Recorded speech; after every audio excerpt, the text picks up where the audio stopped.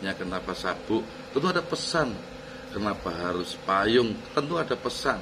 Kenapa ada tombak? Itu pesan. Tombak itu adalah seorang pemimpin harus berada di garda terdepan. Sedulur, di Kabupaten Ponorogo, dalam setiap tahunnya, jelang datangnya tanggal 1 Muharram atau 1 Suro, maka selalu saja diadakan rangkaian acara Gerbek Suro. Salah satunya adalah Kira Pusaka. Kira Pusaka ini selalu ditunggu oleh masyarakat Ponorogo. Dalam Kira Pusaka ini ada 3 pusaka warisan luar biasa yang berada di Ponorogo. Menurut penuturan atau setidaknya yang tercatat dalam Babat Ponorogo, ketiga pusaka ini adalah warisan Prabu Brawijaya, Raja Majapahit, kepada putranya yang saat itu Babat Alas Ponorogo atau Babat Alas di kawasan Pengker mendirikan Kadipaten Ponorogo, yakni Raden Bathara Katong. 3 pusaka itu adalah payung Tunggul Wulung, tombak Kyai Tunggul Nogo, dan sabuk angkin Cinde Puspito. Ketiga pusaka ini menjelang datangnya 1 Muharram selalu dikirap dari komplek makam Setono Pajimatan atau Pajimatan Setono, tempat di mana Raden Bathara Katong dimakamkan. Kemudian dibawa berjalan kaki sepanjang kurang lebih 5 km menuju ke Paseban alun-alun Kabupaten Ponorogo. Nah, kira pusaka ini diharapkan tidak hanya sekedar mengirap fisik atau wujud dari ketiga pusaka warisan Raja Majapahit Brawijaya ini. Akan tetapi, diharapkan bahwa spirit atau filosofi dari ketiga pusaka ini dapatlah diamalkan untuk merekatkan perbedaan maupun menyatukan berbagai macam beda pandangan yang terjadi di wilayah Ponorogo. Tombak Tunggul Nogo, payung Tunggul Wulung, dan sabuk angkin Cinde Puspito. Assalamualaikum warahmatullahi wabarakatuh. Selamat datang seluruh channel saya Purwo Sasongko. Welcome back to my channel. Tetap tersenyum karena senyum adalah pintu menuju bahagia. Saya bersama Gus Ahmad dari Etnik TV, kemudian Mas Eka Harnawa, yang kali ini kita diundang Pak Bupati Ponorogo, Bapak Haji Sugiri Sancoko, untuk mendokumentasikan pusaka-pusaka Kabupaten Ponorogo. Seingat saya ada 3 pusaka keramat ya di Ponorogo ini. Jadinya apa nanti kita lihat bersama. Oke, ikuti vlog kita kali ini, like, comment, subscribe, dan share agar makin berkembang. Salam.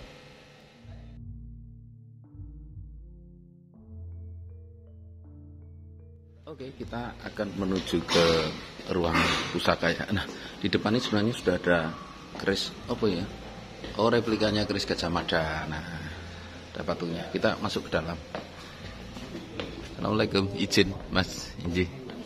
Nah, ini pusaka Kabupaten Ponorogo itu yang ini tombaknya. Di sana disebut apa, Mas?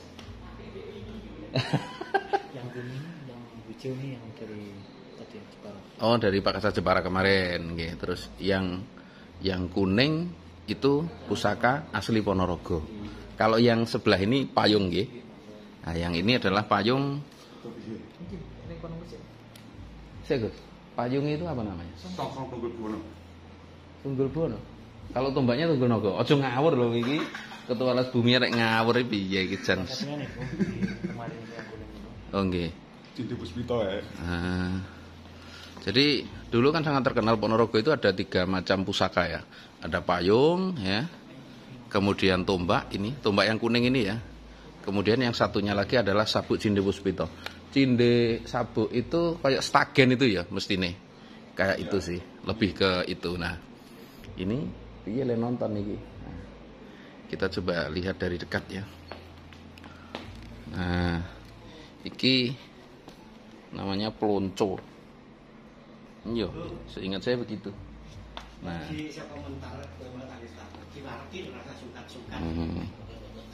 ini begini, tapi kita nggak bisa ngelihat ya, nggak bisa ngelihat dari dalam. Ini habis untuk yang kemarin itu untuk kirap pusaka Grebeg Suro itu. Ada untayan bunga melati. Nah, yang satu lagi yang di dalam itu ini sabuk Cinde Puspito. Kita juga nggak bisa akses untuk buka ya. Ada ini,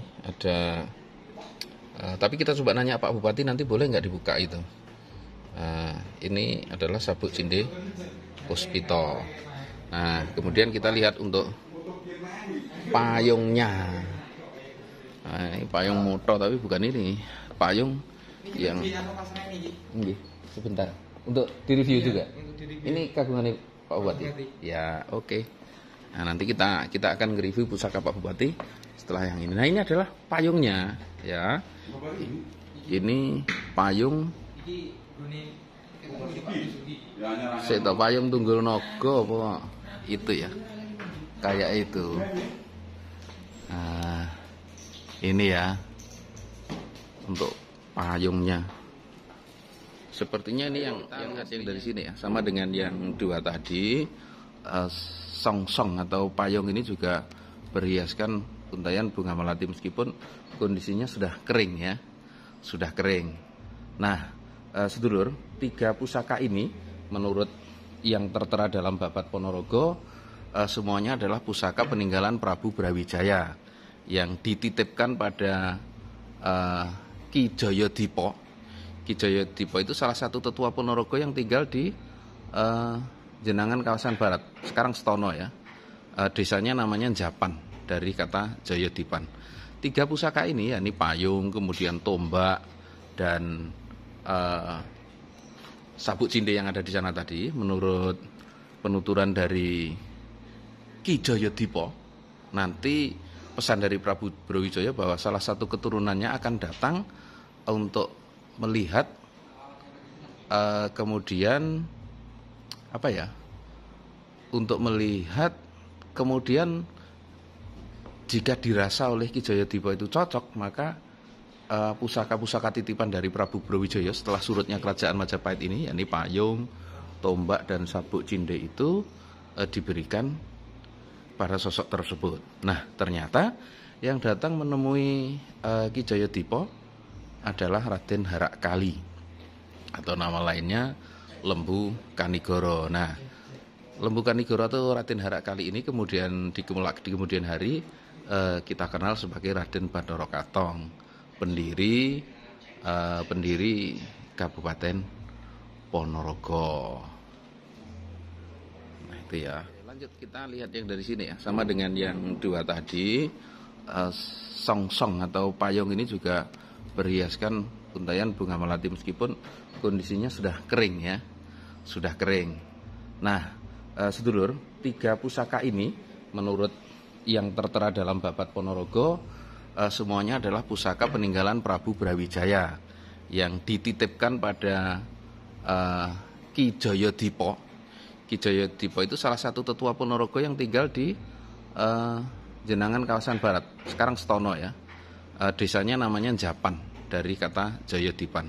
3 pusaka ini yakni payung, kemudian tombak dan sabuk cinde yang ada di sana tadi, menurut penuturan dari Ki Jayadipa, nanti pesan dari Prabu Brawijaya bahwa salah satu keturunannya akan datang untuk melihat kemudian untuk melihat kemudian jika dirasa oleh Ki Jayadipa itu cocok, maka pusaka-pusaka titipan dari Prabu Brawijaya setelah surutnya kerajaan Majapahit ini, yakni payung, tombak dan sabuk cinde itu diberikan pada sosok tersebut. Nah, ternyata yang datang menemui Ki Jayadipa adalah Raden Harak Kali atau nama lainnya Lembu Kanigoro. Nah, Lembu Kanigoro atau Raden Harak Kali ini kemudian di kemudian hari kita kenal sebagai Raden Bathara Katong, pendiri Kabupaten Ponorogo. Nah, itu ya. Satu lagi untuk kaitannya dengan 3 pusaka Ponorogo, ada sabuk, kemudian tombak dan payung ya. Itu memang setiap tahun dikirap Iya, saya senang dengan model kirap itu. Kita sesungguhnya bukannya kita kirap bukan sekedar fisiknya pusaka saja, tapi kami sedang mengkirap spirit bahwa kemudian dulu nenek moyang kita adalah pejuang yang luar biasa, sehingga kemudian dengan semangatnya kenapa sabuk, tentu ada pesan. Kenapa harus payung, tentu ada pesan. Kenapa ada tombak, tentu pesan. Tombak itu adalah seorang pemimpin harus berada di garda terdepan. Karena tombak itu pasti gamannya pasukan yang paling depan. Iya, perangnya. Perang itu pedang belakang, tapi yang paling depan jemparing sama tombak. Lalu kemudian kenapa payung? Pemimpin harus mampu memayungi rakyatnya, harus adem dan kemudian mampu meneduhkan banyak orang, mampu tidak sombong, tidak ginjal-ginjal, tidak culture shock ketika ada di posisi manapun. Dia harus mampu menjadi payung dari rakyatnya dan dari apa saja. Kemudian sabuk yang disebut kemben itu kan sudah kemben dulu, namanya cinde itu kan kemben, harus mampu puasa dari segala angkara murka, misalnya ngempet madang, ngempet bicara, ngempet amarah, ngempet untuk tidak terlalu ngongsong, tidak terlalu rakus. Ini kan disimbolkan itu. Nah, kalau bahasa verbalnya ya kita mengirap pusaka, tapi yang jauh lebih dalam ketika dimaknai harfiahnya adalah mengkirap puasa. Tapi makna yang terkandung dalam kirap pusaka adalah kita mengkirap spirit agar kemudian anak-anak bangsa yang lahir dari Ponorogo ini ketika menjadi pemimpin, jadilah pemimpin yang menjadi tombak. Ketika ada persoalan dia harus di garda depan. Jangan rakyatnya menjadi tameng, tapi dia harus di garda depan sebagai tombak. Ketika rakyatnya panas harus menjadi mampu peneduh dan harus ngenceng nih peteng, ngenceng nih pokoknya kuat prihatin. Itu dikunjungkan kita ke rumah dinas Bapak Bupati Ponorogo Haji Sukri Sancoko. Kita sudah nge-review 3 pusaka Kabupaten Ponorogo. 3 pusaka ini memang diwariskan secara turun-temurun dari bupati era itu, kemudian mulai dari pertama Bupati Kutha Tengah yang Mertuati Negoro, yang terus Cokronegoro. Iya, ini Mas Cokronegoro. Iya, Mas Cokronegoro 1, 2 dan seterusnya sampai dengan bupati terakhir saat ini Haji Sukri Sancoko. Ketiga pusaka tersebut dianggap sebagai piandel, tetapi kita lebih harus menilainya sebagai makna-makna simbolik atau sebagai pikuko semacam itulah. Anak muda, generasi muda Ponorogo memang harus mengetahui tentang keberadaan pusaka-pusaka kabupatennya, karena di dalamnya ada tergurat sejarah-sejarah tentang perkembangan kota kita tercinta. Terima kasih sudah mengikuti video ini, semoga bermanfaat. Assalamualaikum warahmatullahi wabarakatuh. Salam.